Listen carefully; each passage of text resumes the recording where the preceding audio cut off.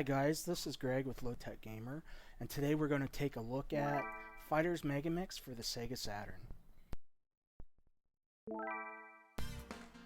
Fighter's Megamix was released in the USA at the first half of 1997, and it was developed by AM2, which developed many arcade hits like Daytona USA.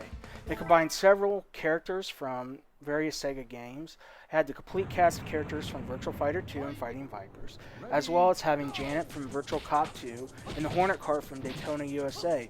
This game also allowed you to play as the bosses from Virtual Fighter and Fighting Vipers without the need of codes. There is a total of 32 playable characters, 10 of which you need to unlock.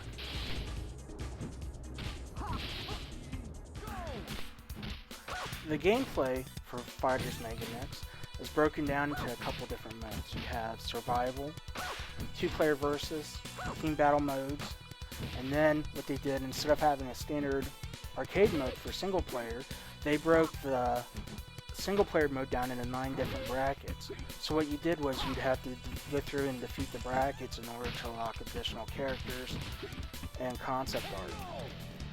The 9 different brackets that they have is Novice Trial, Virtual Fighter, Fighting Vipers, Girls, Muscle, Smart Guys, Dirty Fighters, Bosses, and Secrets. So Sega built in a lot of replayability in this game because you want to go through and unlock all the different characters. And nothing is so much fun as when you're playing your buddies and you're a line of you and you're sitting there beating the crap out of them. I just always thought that was funny.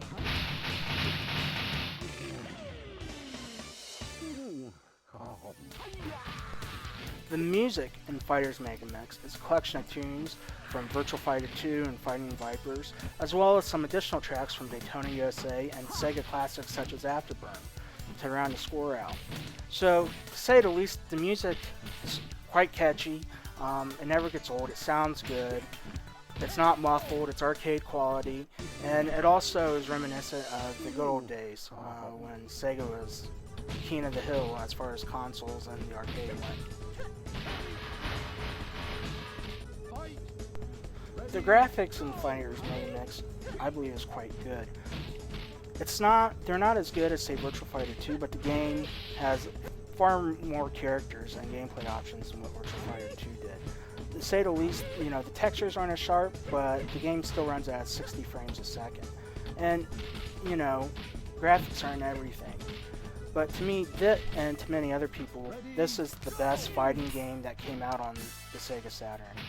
I have many fond memories of being in high school where I was the only person that had a Sega Saturn. So whenever we'd get together with my friends and whatnot and have game night and this and that, I'd always bring my Sega Saturn, and I just have many fond memories of getting together and just tearing people up in this game, It's really good. I mean, everything from top to bottom, the graphics are good. You have solid gameplay. There's no drop in frame rate.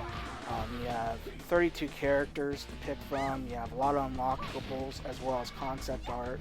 So, I mean, overall, Sega did a terrific job of creating this game and producing it. I just wish that Sega would release this game, on the Virtual Console with the Wii or Xbox Live or the PlayStation Network again, I mean, they don't have to update the graphics. Make an emulator, get it out there. I mean, this is a game that not too many people know about, but, I mean, it's one of the best fighting games of all time, in my opinion. As a collectible, this game, I wouldn't say it's a common game. I'd have to say that it's an uncommon game, and you should be able to pick it up anywhere between $15 to $25 complete.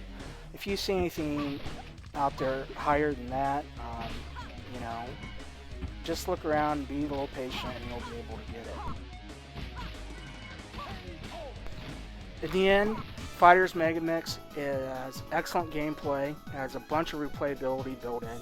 The sound quality is good, the graphics are good. I mean, there's really no complaints that I have with this game. So, our first review award is going to be for this game, and I'm going to give it a gold award. Thanks for watching, guys, and I'll have more videos coming soon.